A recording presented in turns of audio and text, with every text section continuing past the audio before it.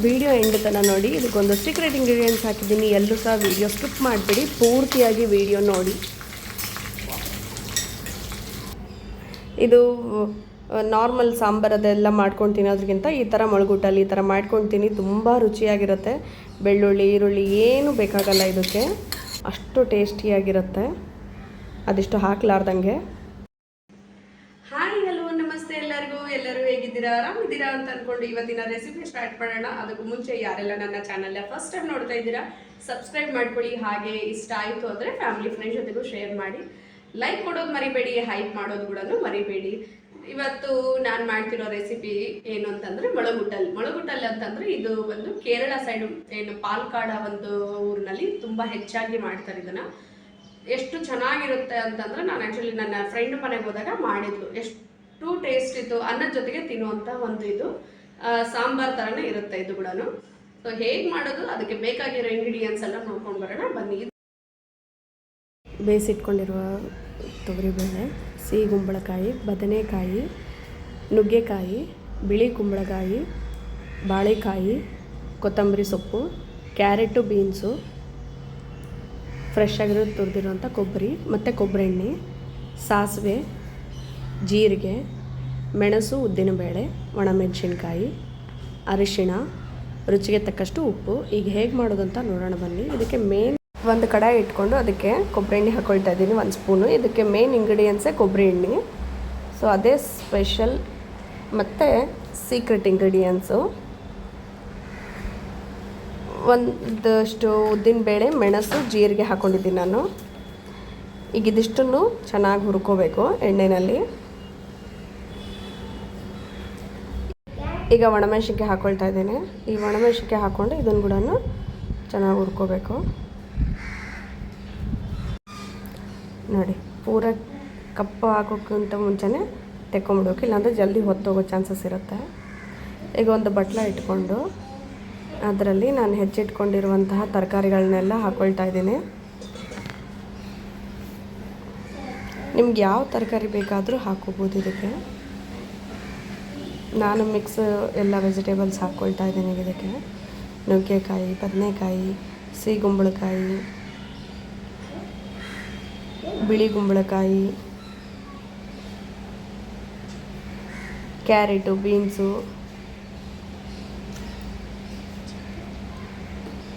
ನಾನು ಇದರಲ್ಲಿ ಈರುಳ್ಳಿ ಆಗಲಿ, ಟೊಮ್ಯಾಟೊ ಆಗಲಿ, ಹುಣಸೆ ಹಣ್ಣಾಗಲಿ ಇದು ಯಾವುದನ್ನು ಸೇರಿಸಿಲ್ಲ. ಇದಿಷ್ಟು ಹಾಕಬಾರ್ದು ಇದಕ್ಕೆ ಮೊಳಗುಟ್ಟಲ್ ರೆಸಿಪಿಗೆ. ಈಗ ಇದಿಷ್ಟನ್ನು ತರಕಾರಿಯಲ್ಲಿ ಹಾಕ್ಕೊಳ್ಳೋದಾಗಿದೆ. ಈಗ ಅರಿಶಿನ ಪುಡಿ ಹಾಕ್ಕೊಳ್ತಾ ಇದ್ದೀನಿ 1/2 ಸ್ಪೂನು ಹಾಕಿ ಈಗ ಚೆನ್ನಾಗಿ 1-2 ಸರಿ ಕಲಸಿಟ್ಬಿಡಬೇಕು. ಅರಿಶಿನ ಎಲ್ಲ ತರಕಾರಿ ಜೊತೆಗೆ ಚೆನ್ನಾಗಿ ಹೊಂದ್ಕೊಳ್ಳಿ. ಬೇಯೋ ತನಕ ಮುಚ್ಚಿಟ್ಬಿಡ್ತೀನಿ. ಅಷ್ಟೊತ್ತಿಗೆ ಏನು ಹುರಿದು ಇಟ್ಕೊಂಡಿದ್ವಲ್ಲ ಅದಿಷ್ಟು ತಣ್ಣಗಾಗಿದೆ. ಈಗ ಮಿಕ್ಸಿ ಜಾರಿಗೆ ಹಾಕ್ಕೊಳ್ತಾ ಇದ್ದೀನಿ ಹಸಿ ಕೊಬ್ಬರಿ ಮತ್ತು ಒಣಮೆಣಸಿನ್ಕಾಯಿ, ಉದ್ದಿನಬೇಳೆ, ಮೆಣಸು, ಜೀರಿಗೆ ಇದನ್ನೆಲ್ಲ ಹುರ್ಕೊಂಡಿದ್ವಲ್ಲ ಅದಿಷ್ಟನ್ನೇ ಇದಕ್ಕೆ ಹಾಕ್ಕೊಳ್ತಾ ಇದ್ದೀನಿ. ಸ್ವಲ್ಪ ರುಚಿಗೆ ತಕ್ಕಷ್ಟು ಉಪ್ಪು ಮತ್ತು ಅರಿಶಿನ ಕೂಡ ಹಾಕ್ಕೋಬೇಕಾಗತ್ತೆ. ಫೈನ್ ಪೇಸ್ಟ್ ಮಾಡಿಕೊಂಡು ಇಟ್ಕೋಬೇಕು. ನೋಡಿ, ಈಗ ಹೋಳೆಲ್ಲ ಬೆಂದಿದೆನಾ ತರಕಾರಿ ಎಲ್ಲ ನೋಡೋಣ. ಚೆನ್ನಾಗಿ ಬೆಂದಿದೆ ಎಲ್ಲ ತರಕಾರಿ ಎಲ್ಲ.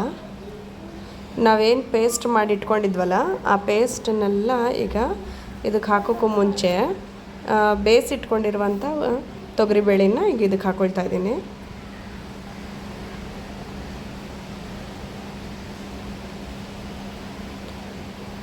ತೊಗರಿಬೇಳೆ ಸೇರಿಸ್ಕೊಂಡಾದ್ಮೇಲೆ ಏನು ನಾವು ಪೇಸ್ಟ್ ಮಾಡಿ ಇಟ್ಕೊಂಡಿದ್ವಲ್ಲ ಪ್ಯೂರಿನ ಅದನ್ನು ಇದಕ್ಕೆ ಸೇರಿಸ್ಕೊಳ್ತಾ ಇದ್ದೀನಿ.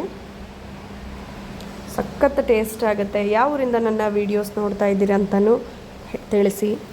ಹಾಗೆಯೇ ಈ ಮೊಳಗುಟ್ಟಲ್ ರೆಸಿಪಿ ಇಷ್ಟ ಆಯಿತು ಅಂತಂದರೆ ಹೇಳಿ. ನಿಮ್ಮ ಕಡೆಯೂ ಇದೇ ಥರನೇ ಮಾಡ್ತಾರೆ ಅಥವಾ ಏನು ಇದಕ್ಕೆ ಹೆಸರು ಹೇಳ್ತಾರೆ ಅಂತಲೂ ಹೇಳಿ ನನಗೆ. ಒಳ್ಳೆ ಕಮೆಂಟ್ಸ್ಗಳು ಹಾಕ್ತೀರಾ. ಆ ಕಮೆಂಟ್ಸ್ ಓದೋದಕ್ಕೆ ಕೂಡ ತುಂಬ ಅಂದರೆ ತುಂಬ ಖುಷಿಯಾಗುತ್ತೆ ನನಗೆ ಕಮೆಂಟ್ಸ್ ನೋಡೋದಕ್ಕೆ.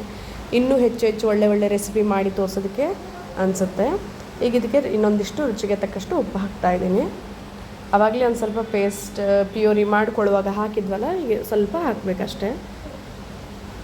ಬಟ್ ಬರೀ ಮಿಕ್ಸ್ ವೆಜಿಟೇಬಲ್ಸ್ ಅಲ್ಲದೇ ನೀವು ಸೊಪ್ಪಿನ ಜೊತೆಗಾದರೂ ಮಾಡ್ಬೋದು, ಬರೀ ಕ್ಯಾಬೇಜ್ ಹಾಕಿ ಸಹಿತನೂ ಮಾಡ್ಬೋದು. ನಾನಿವತ್ತು ಎಲ್ಲ ತರಕಾರಿಗಳನ್ನು ಹಾಕಿ ಈಗ ಅದು ಕುದಿಯೋದ್ರಾಗೆ ಒಂದು ಕಡಾಯಿ ಇಟ್ಕೊಂಡು ಅದಕ್ಕೆ ಮತ್ತೆ ಒಂದು 2 ಸ್ಪೂನಷ್ಟು ಎಣ್ಣೆ ಹಾಕ್ಕೊಳ್ತೀನಿ. ಕೊಬ್ಬರಿ ಎಣ್ಣೆನೇ ಇದಕ್ಕೆಲ್ಲದಕ್ಕೂ ಯೂಸ್ ಮಾಡೋದು. ಎಣ್ಣೆ ಸ್ವಲ್ಪ ಬಿಸಿ ಆಗ್ತಿದ್ದಂಗೆ ಸ್ವಲ್ಪ ಸಾಸಿವೆ,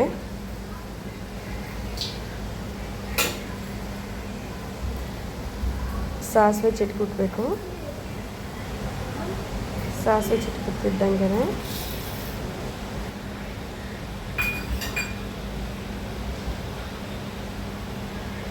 ಉದ್ದಿನಬೇಳೆ ಹಾಕ್ಕೊಳ್ತಿದ್ದೀನಿ. ಉದ್ದಿನಬೇಳೆ ಎಲ್ಲ ಒಂದು ಸ್ವಲ್ಪ ಕೆಂಪು ಆಗೋದ್ರಾಗೆ ಸ್ವಲ್ಪ ಕರಿಬೇವು ಹಾಕೊಳ್ಳೋಣ. ಒಂದು ಸ್ವಲ್ಪ ಒಣಮೆಣಸಿನ್ಕಾಯಿ. ಆ ಮೊಳಗುಟ್ಟಲ್ಗೆ ತರಕಾರಿ ಈ ಥರದ್ದು ಎಲ್ಲ ಬೇಯಿಸ್ಕೊಂಡಿದ್ದೆಲ್ಲ ಆಗಿದೆ ಅಲ್ವಾ. ಈಗ ಅದಕ್ಕೆ ಒಗ್ಗರಣೆ ಹಾಕ್ಕೊಳ್ತಾ ಇದ್ದೀನಿ.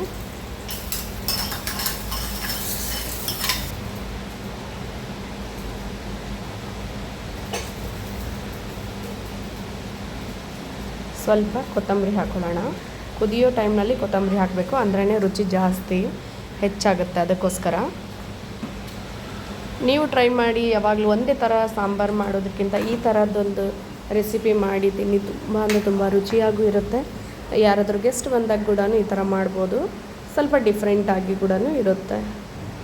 ಇದು ರುಬ್ಬಿ ಮಾಡಿರೋದ್ರಿಂದ ಸ್ವಲ್ಪ ಕ್ವಾಂಟಿಟಿ ಇನ್ನೂ ಜಾಸ್ತಿ ಆಗುತ್ತೆ. ಅದಕ್ಕೋಸ್ಕರ ಬಿಸಿ ಬಿಸಿ ಅನ್ನಕ್ಕೆ ಒಂದಿಷ್ಟು ತುಪ್ಪ ಹಾಕ್ಕೊಂಡು ತಿಂದರೆ ಮಾತ್ರ ಸಖತ್ ಟೇಸ್ಟಿ ಇರುತ್ತೆ. ನಾನು ಆಲ್ರೆಡಿ ಈಗ ಸ್ವಲ್ಪ ಬಿಸಿ ಅನ್ನ ಮತ್ತು ತುಪ್ಪ ಹಾಕಿಟ್ಟಿದ್ದೀನಿ.